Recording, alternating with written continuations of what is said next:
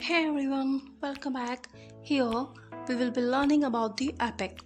As we have learned about the ballad, sonnets, odes, and the dramatic monologue, how can we leave behind the epic? This is the prominent form of poetry. And the epic is a long narrative poem that tells a story of heroic deeds and events that are significant to the culture of the poet. Understood? No? Okay, so let's start from the very beginning of the epic poems, where these epic poems come. So the Greek poet Homer, Homer, Homer, wrote some of the ancient world's most famous literature. He wrote in a style, and the specific style of Homer's writing is called the epic poetry. And these epic poetry deals with gods, heroes, monsters, and other large scales, which is constructively called the epic themes. In such poems that are long, lengthy in nature, and in which we find that is talking about the gods, the heroes, and the very other large scales, this is the theme of some epic poems.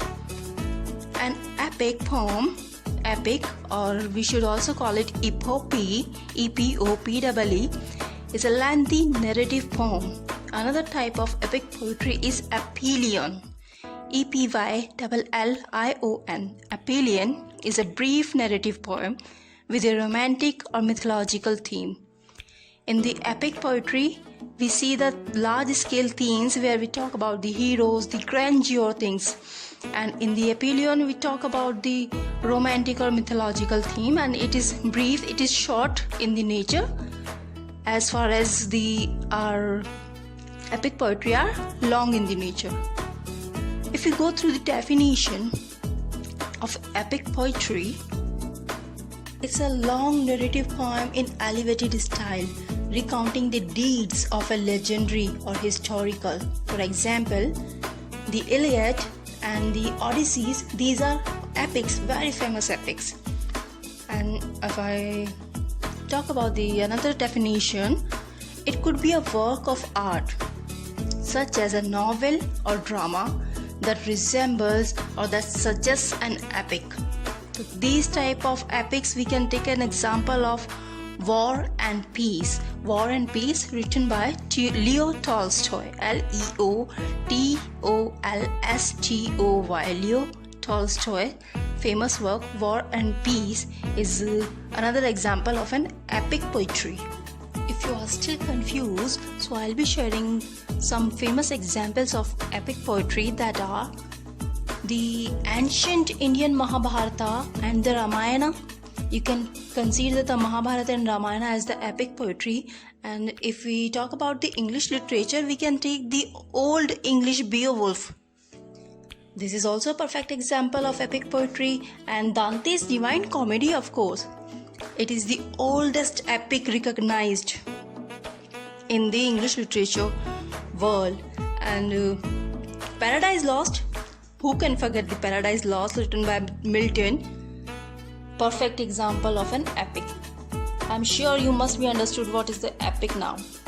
Epic poetry must be in the grandeur, the elevated style. There must be some very high quality, and the god heroic qualities have monsters and the large scale, and it must be lengthy or long in the nature.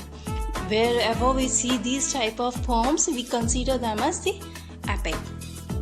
And some major characteristics you can write if you want, but I think you must write it in order to frame your answer for your exam, right?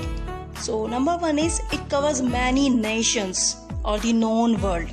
It covers many nations or the known world. Number two is there should be a noble birth. There should be a born hero which possesses or requiring superhero courage, superhero kind of courage or quality. It must be there in the character of a hero of an epic poetry. Number three is supernatural forces must be there. Supernatural forces must be there. So by supernatural forces I mean gods, angels, demons, they must insert themselves in the action written in special style. Whenever we see these type of gods, angels, demons, and they are inserting themselves in the written and in this special or this specific style, we can easily consider them as an epic poetry.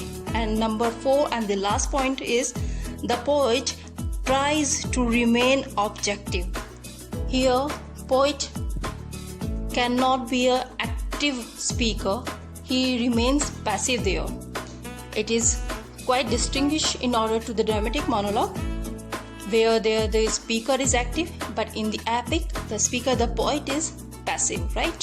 Similar to another forms of poetry, in this type of poetry, in the epic, we also see there are 2 types of epic. First is folk epic and second is literary epic. 2 types of epic, folk epic and the literary epic. So what this folk epic is? Folk epic is the product of the mythology of the locality. Those epics which are related to some myths and some traditions and some beliefs only, and they must be local in the nature, and they should be oral in the sense they must be in the conversation only. There we don't find any written part of this sort of epic. And the another epic is the literary epic. Literary epic is in written form. Quite contrary to the folk epic, literary epic is in written form, and the author of the literary epic must be a well-known personality.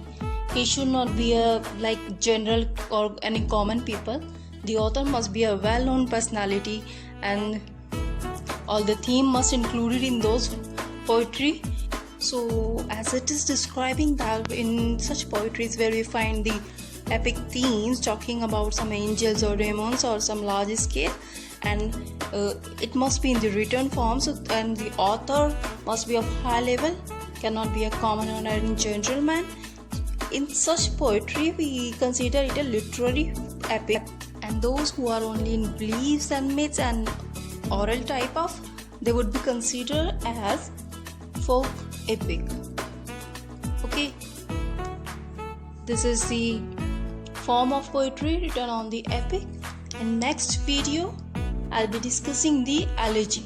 Elegy is also an important part of the form of poetry, so don't miss that video also, as there can be a question on any form of poetry. Thank you for watching.